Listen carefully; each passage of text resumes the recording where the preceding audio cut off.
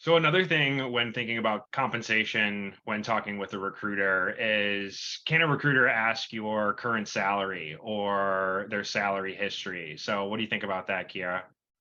Yeah, it definitely depends on what state you live in. There are certain states where this is legal, and there's also states where it's not. So it's important to know what your state's policy is. But you can find this by searching online. There are different resources where you can look it up that will tell you if this is okay for a recruiter to ask you.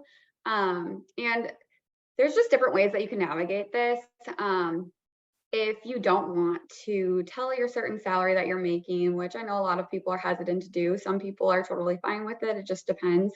But you can always flip it back on the recruiter and ask the recruiter, what is the budgeted salary or range for this role? Yep. Um, there's other ways to navigate it. You can always say that you're not really concerned about the compensation this early in the process, but during the interview process, you'll be able to learn more about the expectations and responsibilities that will kind of give you a better idea of what you'd be targeting. Hmm. Um, so that's just one way to kind of navigate that and get around it.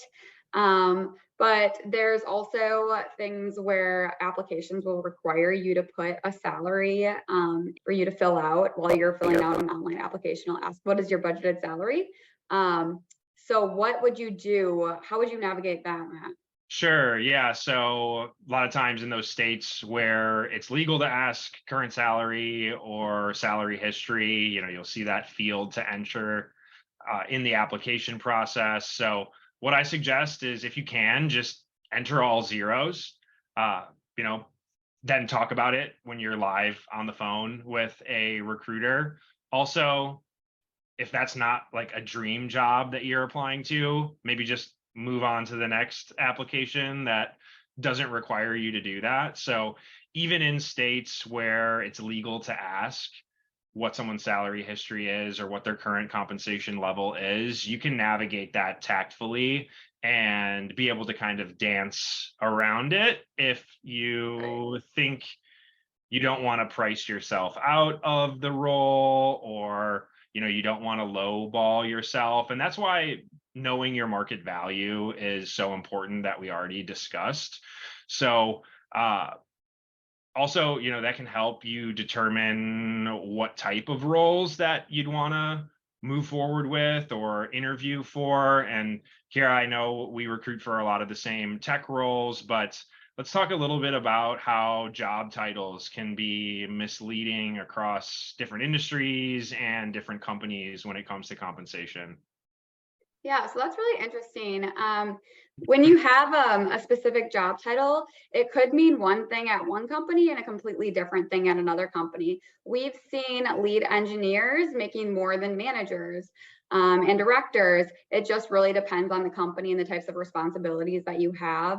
I know that a lot of bigger companies, sometimes the roles you're doing more niche responsibilities because there are teams specified and siloed for different responsibilities that someone at a startup company or smaller company would get access to. And so I do think it is important to know the responsibilities of the job to Yeah. help understand where you would be on the comp range. Um, what else have you kind of seen, Matt, when you've been Sure. talking to different people that come from same titles but are really targeting completely different comps?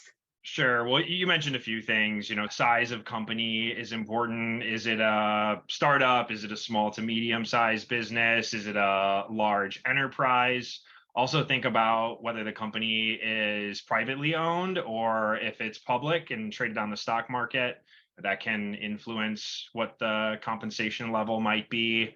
Also, just company performance in general, and if they're profitable, if they make a lot of money and are able to reinvest that into like bonus or profit sharing programs, then compensation is probably going to be higher at those types of companies. And um, also just those in-demand skills. So being in tech, in 2023, we hear this all the time about machine learning and AI. So those individuals that have those super in-demand skills like machine learning and AI right now can Right. demand a higher pay because Hmm. it's so hot and it's a growing industry and everyone's talking about it, and there aren't a lot of people who have that type of experience, so it's highly competitive, and so is the compensation in those Right. fields. Right. And just looking over the job description, you can usually tell what the types of responsibilities are and see if those align with what you're currently doing or what you would like to do. That will also generally give you a good idea of what to expect, but also talking to the recruiter, asking Sure. them questions that they know specifically from the company, the environment, culture. I think those all play a big role into overall compensation as well. Yeah. And just asking for the budgeted range again, some corporate or internal recruiters won't really share that with you. You'll have to play their games, but Right. it's just best to ask before you tell. Agreed.